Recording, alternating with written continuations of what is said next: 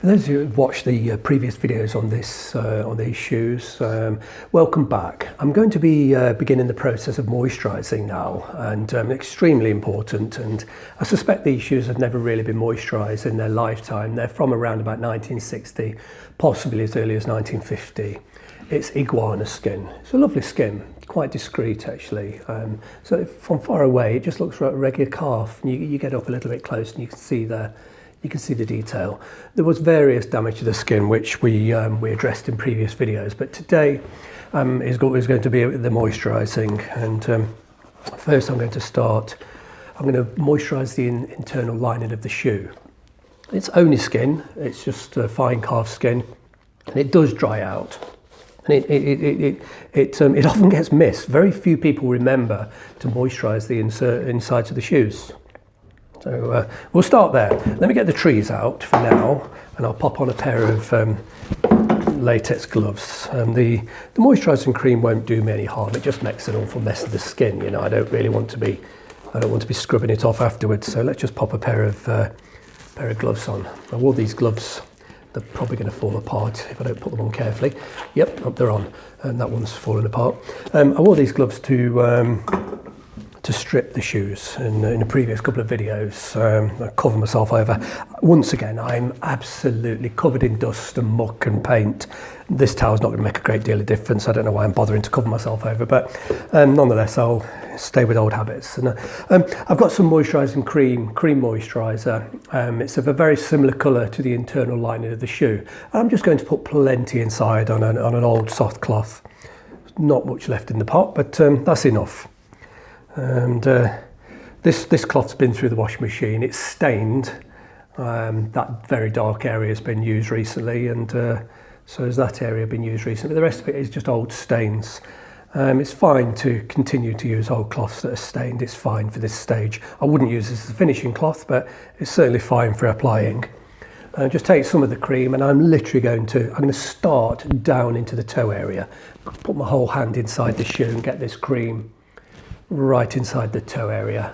It's a little bit of a fiddle, but it's necessary. The reason I'm starting in the toe, if I put it all around the ankle area, when I shove my hand inside, it's going to be all up my arm, and yeah, anyway, so I'll start on the deepest piece. And it does take rather a lot of cream. They're very dry inside, so that was quite a heavy application. So let's stick another one on. Doing the bottom where the feet actually sit as well. It's a bit of a fiddle, but goes on quite heavily. Now doing the underside of the top, and that's all the lining. There we go. A bit more cream's needed. I'm going to do the back of the tongue. There's nothing more to moisturising shoes than this. It is a very important exercise, which doesn't get as often as you'd think. People don't do it. Moisturising is far more helpful to the skin than polishing can be, if I'm honest with you. Polish presents skin very well. It gives it a lovely shine. It protects it from, water. It protects it from rain.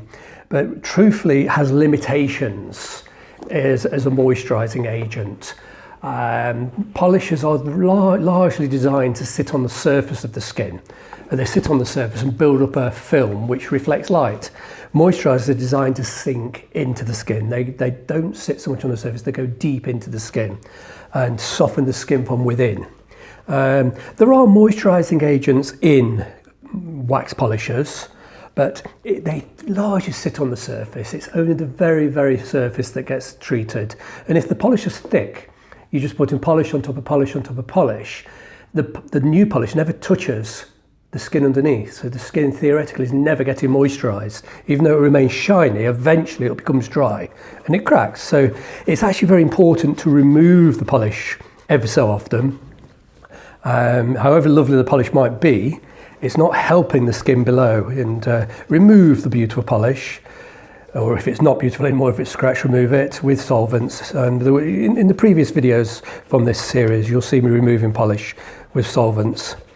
And build up the moisture content of the skin, just like I'm doing here with cream. There's no polish at all on these shoes. It's all been removed. You can't successfully treat the skin evenly through a layer of polish. it'll be at best patchy, and at worst it simply will completely, the skin will be impervious. The layers of polish will create a complete barrier. No moisturiser will get through. So it's hard to accept that your lovely polish has to come off occasionally, but it does. Now then, that's one shoe moisturised inside. So I'm just going to pop the tree back in. The moisturiser's still wet, but that's fine. And then I'm going to go for my other cream. There we go. Some people call this cream polish. It doesn't matter what you call it. It's a moisturiser. Polishers polish and moisturisers moisturise. Moisturisers are designed to sink in and be completely absorbed. Once it's absorbed, there's not much of the product left on the surface to create a reflection, therefore a shine.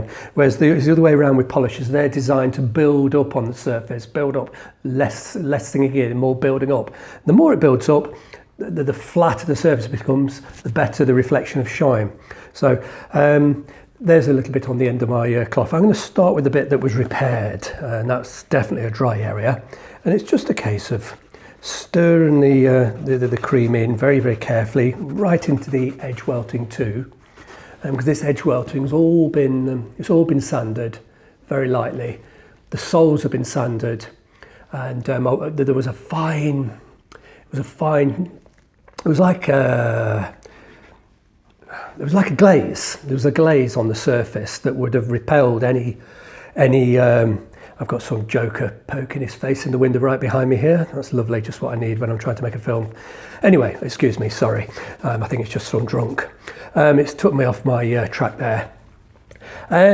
What I was saying, the sole has been sanded because it had a glaze, which is from sort of years of grinding into the pavement, whatever was on the pavements, oils, grease, tar, who knows. And it creates like a film, and very much like built-up polish on the surface.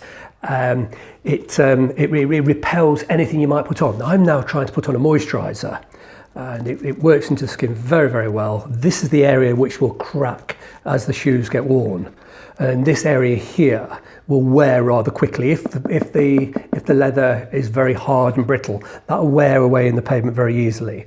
So I literally put a few coats of this on, rub it in nicely. This is leather too, so I'll do the leather heel, and I'll do this several times over the next few days.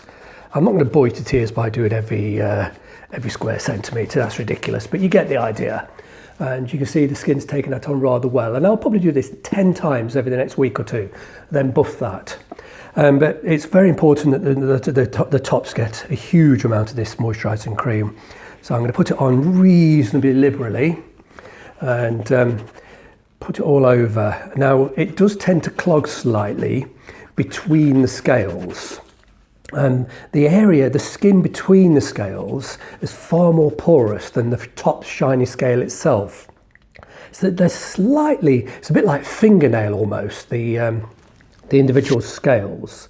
They're quite hard, a bit more like fingernail in texture, but there is a very small amount of skin between each scale. That's where they will tear. If they tear, it's between the scales. So I put a bit on there, and I'm just going to use a dry brush just to stir it in everywhere. You have to agitate it to get it to really draw. What happens? The very, very dry skin between the scales, it absorbs. There are various properties within the cream, and certain properties within the cream are easier to absorb than others. And if you just put it on thick and then think, right, I'll put it on really thick and leave it, you'll come back and you find a bit like a sticky chewing gum like mess on the surface. It'll be hideous. And what's happened is the more easily absorbable properties within the cream have absorbed, and the other creams and the other sort of properties within have been left behind on the surface. So ideally you need to apply it and then sort of force it and press it and just encourage it to absorb more evenly. You don't want the product being applied at an uneven rate. So there's nothing more to it than this. I'll keep going, and that will be enough on that area. And of course I'll continue around around the sides, and all the heel, that's all been stripped with various abrasive papers. So it's only skin, and it will absorb this moisturising cream.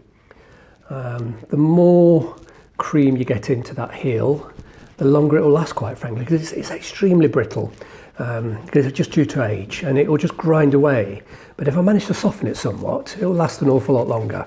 These shoes are completely original. They've got the original soles and heels, and they've been worn, but I don't think they've had an awful lot of outdoor use. They've probably been worn indoors quite a bit, but just very occasionally outdoors. But I'm determined to wear them, and I'll probably wear them quite a lot. I wear all of my shoes. So yeah, I'm going to stop, because you can see this is repetitive and it's actually slightly messy, and I'm going to get it everywhere.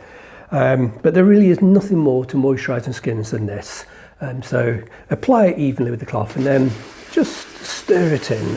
Encourage the skin to absorb the moisturiser. Don't leave it sitting on the surface. You'll come back to it after an hour or two, and you will have a sticky mess, and you'll have to start again. Remove that sticky mess with solvent. So they were heavily wrinkled across the vamp here. Those wrinkles have reduced greatly, partly because of the solvent I've used. They've got a tight tree, but this moisturising process, it will soften the skin, and over the next week those wrinkles will pretty much be entirely gone. And so partly I'll be using the cream, pressing the cream, trying to press and force the shape of the skin back, then partly sort of applying a bit of pressure with the brush. And so you'll be surprised, there's not a lot of evidence of the wrinkling left, but these will come out looking really quite new, and where it was damaged down here should blend extremely well. The soles will have a gorgeous shine. So this is all I'm going to do. Just apply the black cream on the soles, on the tops, stir it in with the brush, wait for it to dry, come back the next day, maybe after 12, 24 hours, and reapply, and I'll reapply, and I'll reapply. I'll probably do this for at least a week. And once I know that they're completely absorbed, and then I will, I'll brush the best I can to give the best sheen. Then I'll use a very, very soft, dry and a clean cloth and buff. I might buff them for half an hour. You never ever finish an exotic skin with a polish. It just doesn't work. The best thing you can do is buff them dry. Polish works well on smooth surfaces. It reflects light because it's smooth, and it reflects light in one direction or another. A skin like this that's uneven, you're never going to get a flat surface. It doesn't matter how many layers of polish you apply to that, it's never going to appear to shine. Moreover, the polish sits and clags up in all of the texture between the scales, and it will flake. And it also, polish, it goes on, you can get it on, it will crack, but then it will actually look far shinier if it's just buffed fresh moisturiser on the natural skin. The natural luster is far more pleasant and far more presentable than a furiously buffed and a furiously polished finish that doesn't appear to polish because the skin's so uneven. So definitely never ever polish your exotic skins, just buff them, and the more moisture you get in them, the more beautiful the sheen will be. So I'll finish both shoes off camera. It's going to take about a week, and it'll be around about a week before I make another film, and who knows, I might not actually be doing some dirty work in the shop. I might actually be clean for a change, but it will be a good few days of me moisturising before you'll see these shoes again. So look forward to presenting it to you in a few days.